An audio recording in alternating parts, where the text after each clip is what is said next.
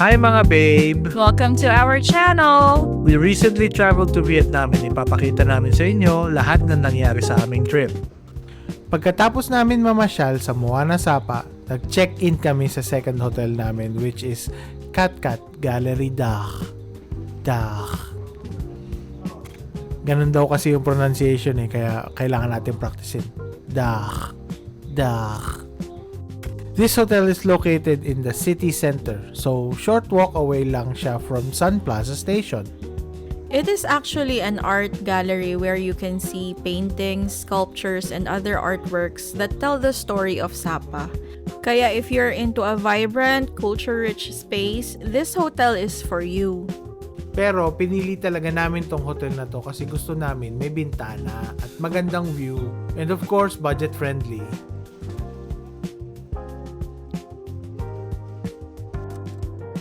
Ito yung nakuha naming room. Decent naman yung size niya, may space para paglatagan ng luggage, queen size yung bed, and malakas yung aircon.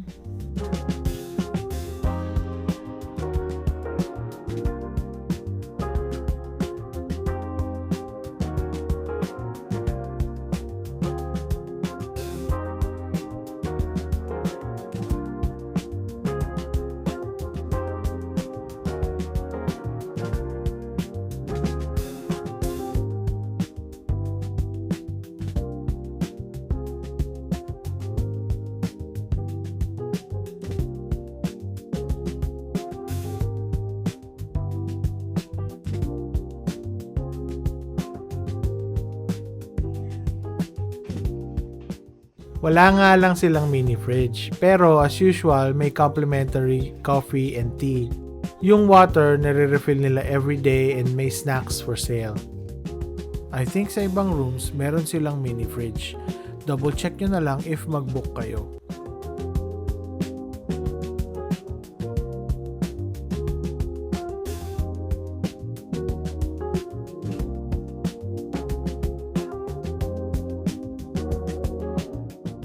Ayan, may mirror dyan. And ito yung bathroom.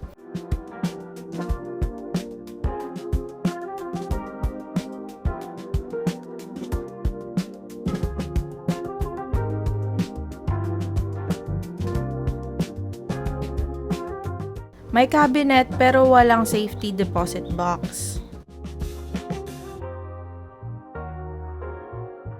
Tapos may hair dryer, syempre toiletries, and towels.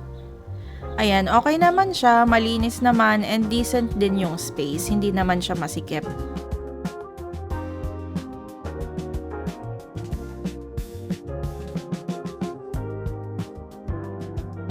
And that's the whole room. Ito naman yung itsura sa labas. This 3-star hotel actually has 48 rooms pero disclaimer lang, since terraced, multi-level integrated into the mountainside ito, may onting steps sa pag-akyat sa ibang rooms. Pero syempre nandyan din naman yung mga attendant to help you sa pag-akyat ng inyong mga luggage. So after namin mag-nap, lumabas kami para maggala at mag-dinner. Here are some clips sa city center. Yan yung kanilang plaza and ito yung iconic Sapa Station sa tapat lang.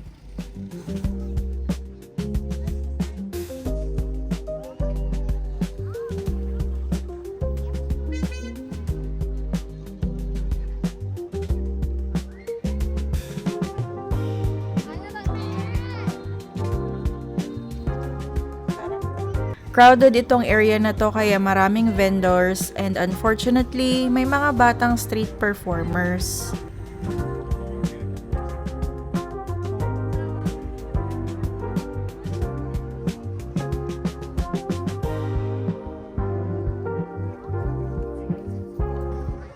Yan. Diyan sila nagtitraining kung paano maging barubal na driver.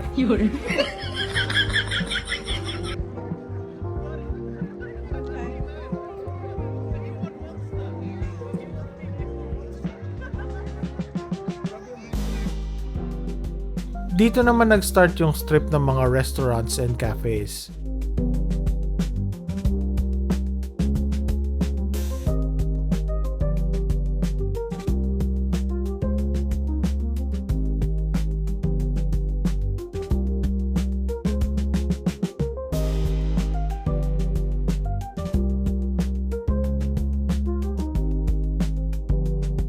ang festive ng vibe at nahirapan kaming pumili ng kakainan kasi ang daming options. May iba't ibang establishments dyan tulad ng mga hotels and shops.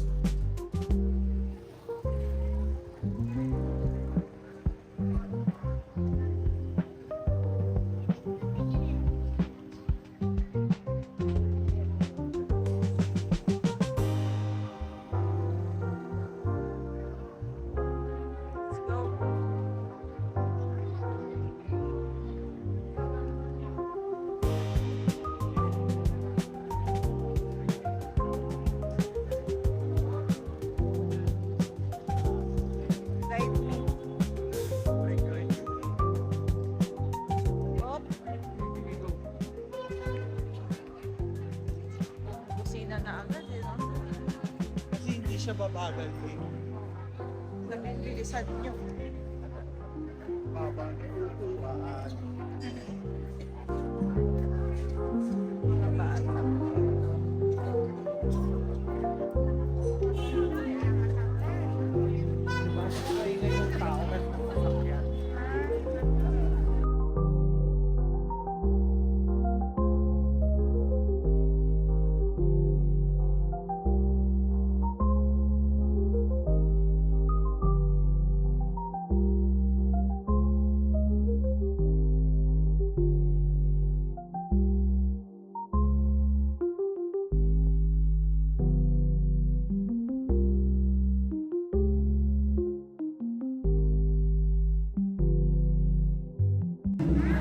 Ganda ng mga pailaw.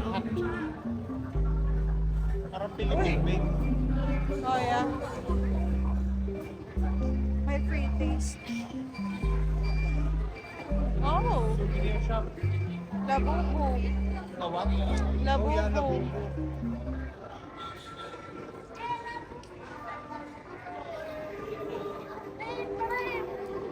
Baka may pop-mart. Ito pa, oh. Ganda, oh.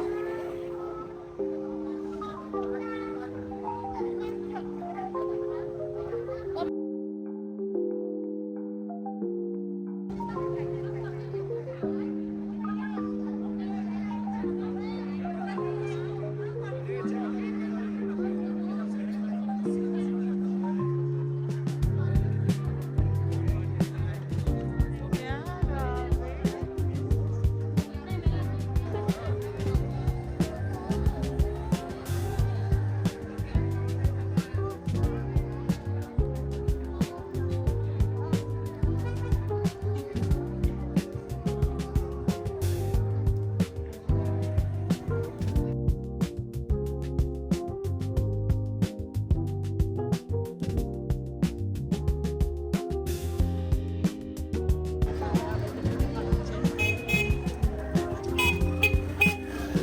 Yeah, hindi sila bumabagal. They won't slow down for you.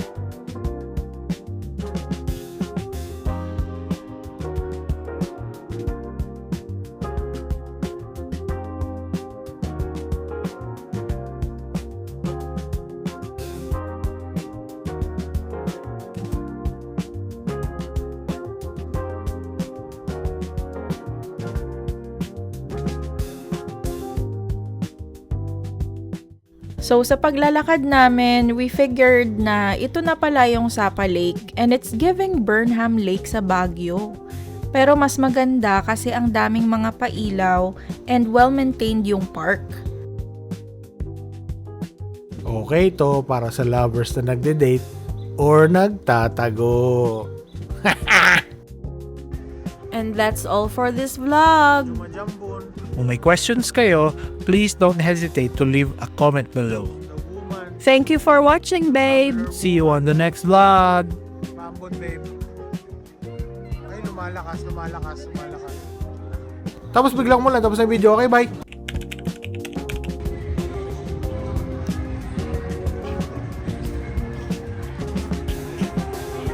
Sobrang busy. Busy streets pero hindi maingay kasi majority ng mga sasakyan dito EV.